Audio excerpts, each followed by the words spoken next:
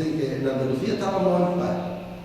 Pero le contestan desde Sevilla: la Suprema Junta de Gobierno del Reino, mediante a que las circunstancias presentes no permiten separar de la fábrica de armas ninguno de los armeros que trabajan en ella, no ha tenido a bien conceder la licencia que solicitaba el Ayuntamiento en su memorial de 28 de junio último a favor de Bartolomé y José Romero, Fernando del Canto Mora y Luis Marín. Lo aviso a Usía de real orden para su inteligencia y gobierno. Así que se las tuvieron que componer como pudieron para recoger las cosechas, porque los herreros ubriqueños se quedaron en Sevilla al servicio de la Junta de Gobierno.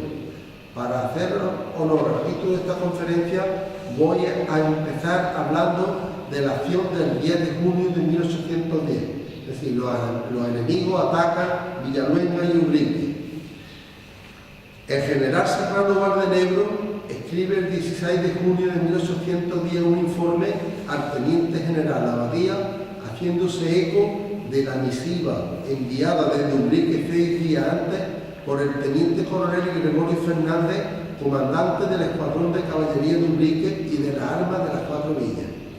Según la versión de Gregorio Fernández, este había tomado precauciones para evitar una sorpresa que le preparaba el gobernador francés de Ronda, de lo cual había tenido noticia a través de un espía. Supo que unos 300 franceses habían salido de Ronda con la intención de atacar a Villaluenga y Ubrique. Contaba con una fuerza de 160 hombres del regimiento provincial de Ronda al mando de su sargento mayor don Antonio Avilés y con 30 paisanos comandados por el patriota don Miguel López de Ubrique. Los colocó apostados en los diferentes puntos por donde deberían entrar los franceses. A eso de las 7 de la mañana se principiaron los fuegos de una y otra parte, que se sostuvieron hasta las 12 del mediodía. Los enemigos fueron rechazados más de media legua.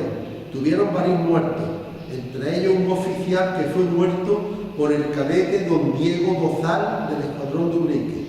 Se cogieron 3 prisioneros y uno de ellos declaró que solo de su compañía habían muerto más de 60 hombres. A la 1:30 recibieron refuerzos los franceses y se continuó el ataque, pero ante la superioridad francesa se retiraron los paisanos y el provincial de Ronda se dirigió a las alturas, es decir, una retirada con orden. Los franceses se hicieron dueños de Ubrique, incendiaron las casas capitulares, ayuntamientos, y un molino, y mataron 3 paisanos que encontraron en el molino.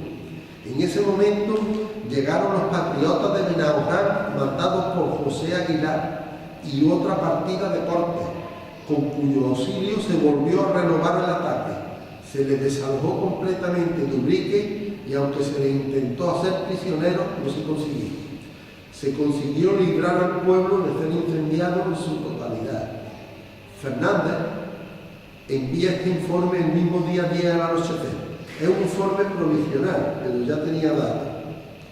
Hace un primer balance de sus bajas, cifrándolo en unos 10 muertos y 8 heridos. Por las noticias que tiene, las pérdidas francesas son cuantiosas.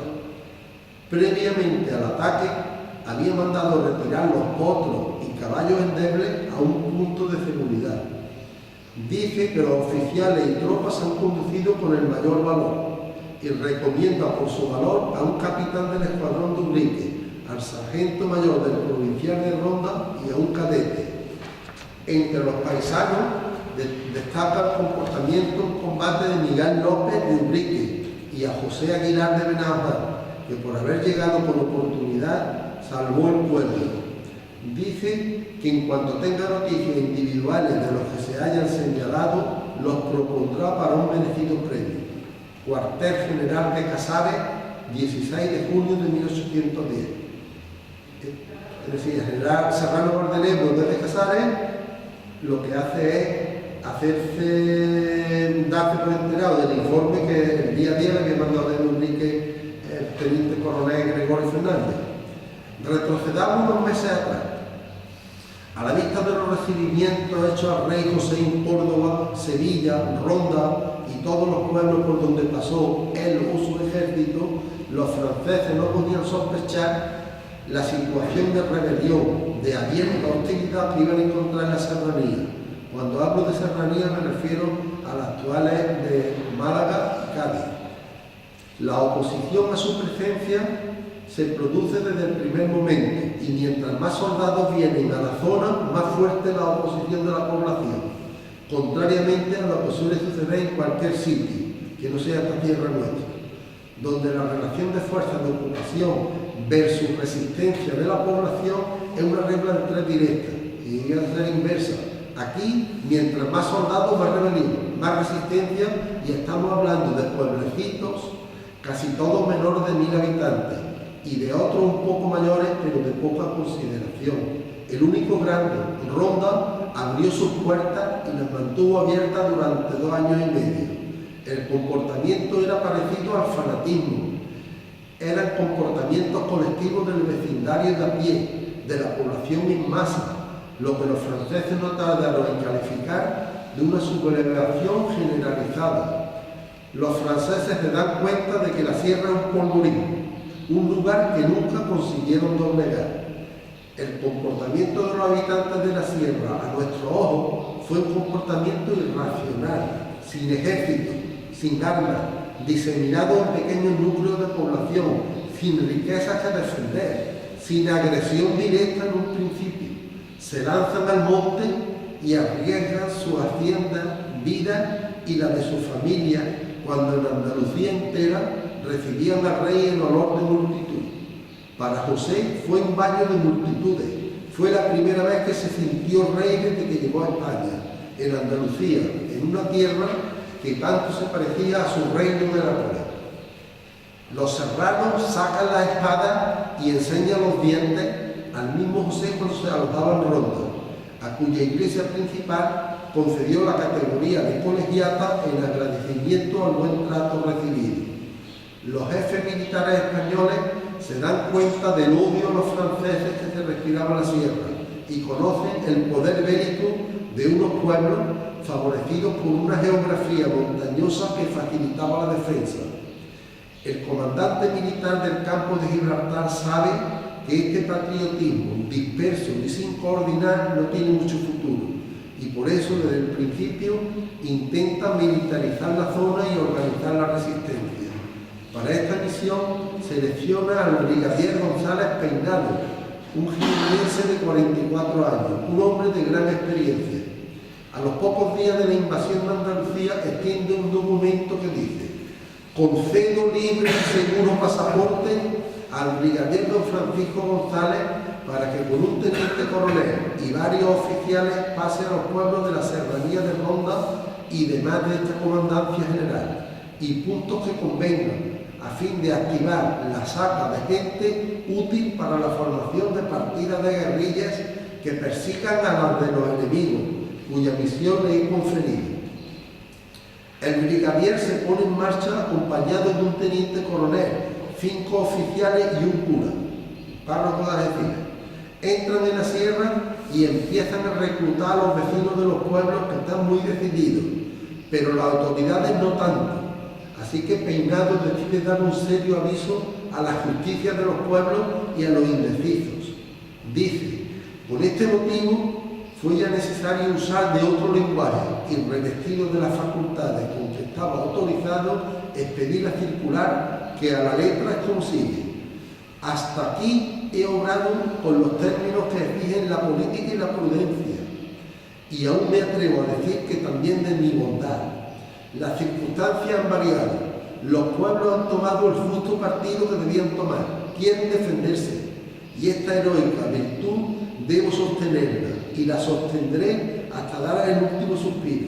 Se acabó el egoísmo, señores justicia, la patria es primero que todo, y si vuestras mercedes no me suministran y prestan cuantos auxilios necesite, obraré militarmente. Cualquier voz insidiosa que se propague, indagaré de dónde ha salido y recibirá el castigo que merezca. Todos somos en el día militares y el que se separe de este justo modo de pensar no merece el nombre de español. Benarrabal y febrero 17 de 1810. Y todavía no hacía ni un mes que José había invadido Andalucía con un gran ejército. Francisco González. Esta proclama surtió efecto porque pasados unos días escribe: esta medida produjo los mejores efectos, cortando de una vez para adelante el que se repitiesen iguales escenas.